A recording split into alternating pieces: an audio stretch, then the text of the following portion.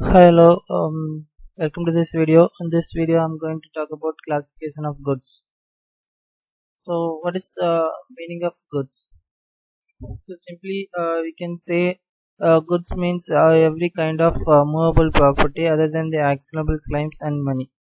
And the goods from this contract of sale, and we can say that goods means that every kind of movable property that other than the actionable claim and money.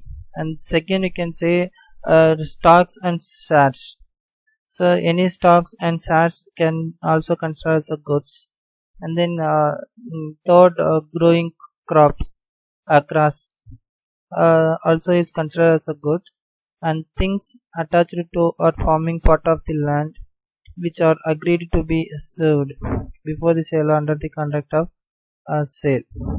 So you can say these are the goods by the Sale of Goods Act. For example, copyright, musical instrument, cement, patent, stock, shares, etc. These are the, you can say it's a goods.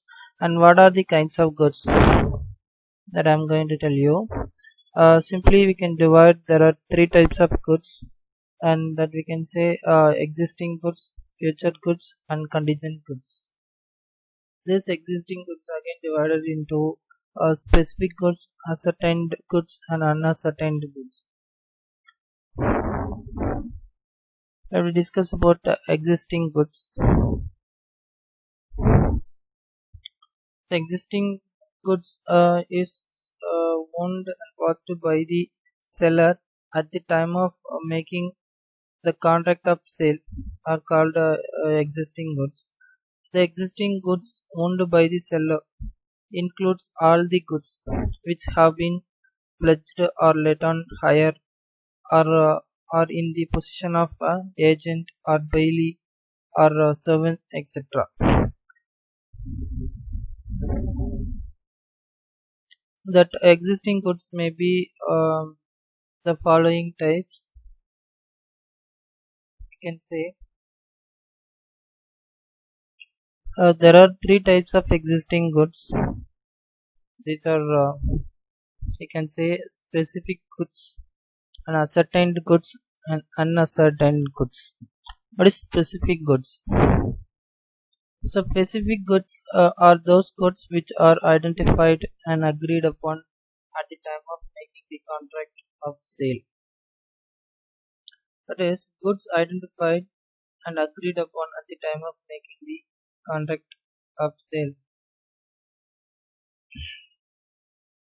For example, if A, who owns a number of horses, promise to sell one of them, the contract is for unspecified goods, but if horses that to be sold has been signed out, the contract is for specific goods.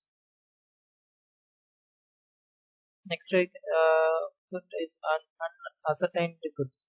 That is, ascertained goods means goods identified in accordance with the agreement after the contract of sale is made. That is, ascertained goods has not been defined in the act.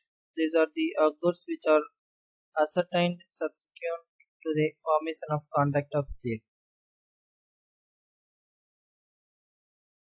For example, if a merchant agrees to supply 1 bag of sugar from his godown to a buyer, it is a sale of unascertained goods because it is known which bag will be delivered. As soon as that a particular bag is separated out and marked or identified for a delivery, it is possible specific goods.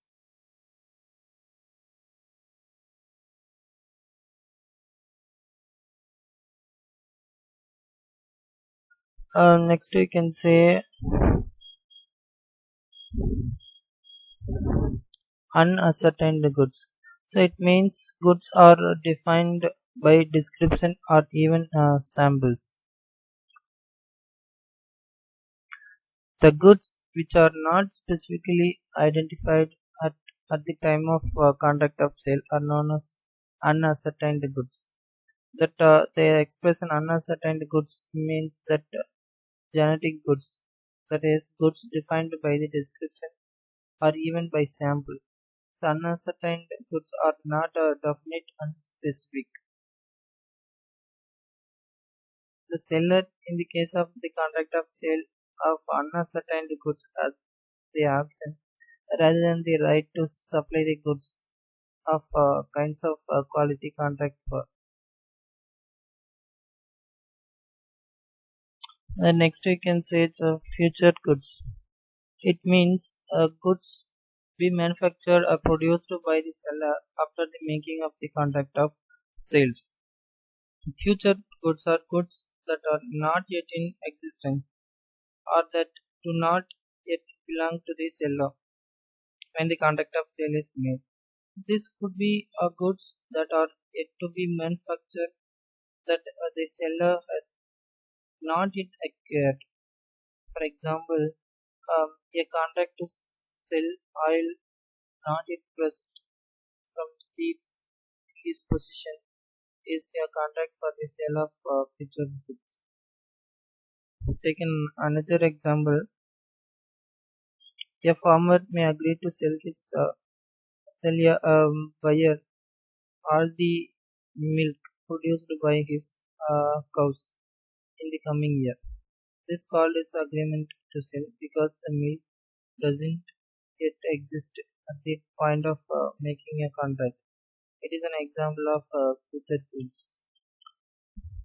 Next we say that contingent goods. The contingent goods are accusation of which by the seller depends upon the contingency which may or may not be happen. So although the contingent goods are the type of future goods, they differ that they are dependent on their specific contingents. For example, Ram agrees to sell 100 boxes of apple to Sam, provided a lorry carrying the apple reaches from Kashmir safely. And taken another example, a seller may agree to sell buyer some specific goods that are due to arrive on a particular ship. If when the ship arrives it does not contain those goods, the buyer will still have fulfilled his agreement because the sale was contingent on the ship containing those specific goods. So these are the some of important kinds of classification of goods by the Sale of Goods Act. Thank you.